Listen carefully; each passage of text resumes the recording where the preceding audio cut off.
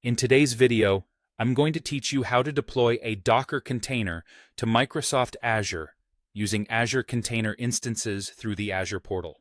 We'll keep this simple and fast, and by the end, you'll have a container running with a public URL you can visit.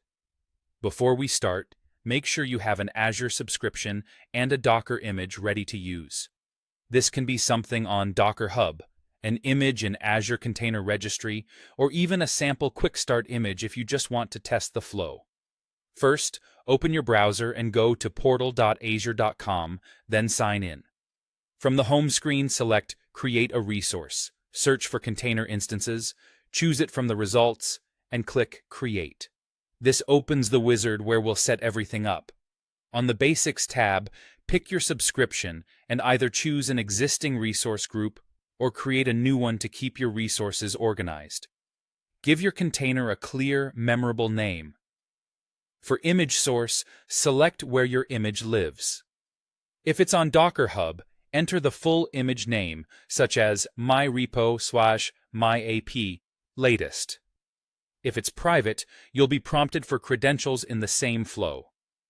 Choose the OS type that matches your image. Most Linux images work great with ACI and start quickly. Next, switch to the Networking tab. Set a DNS name label. This becomes part of your container's public URL and must be unique in the region. Think of it as the front door to your app. Specify the port or ports your container listens on. Make sure this matches the port your app actually uses. If your app serves HTTP on port 80, enter 80. If it uses a custom port, you'll include that port in the URL when you access it later. When everything looks right, click Review plus Create. Take a moment to confirm the summary, then click Create. Deployment typically takes about a minute. Once the status shows running, open the container's resource page. You'll see the FQDN, or Fully Qualified Domain Name. That's your public address. Click it to open your app in a new tab. If your app isn't on port 80, add the port to the URL, like http://yourdnslabel region.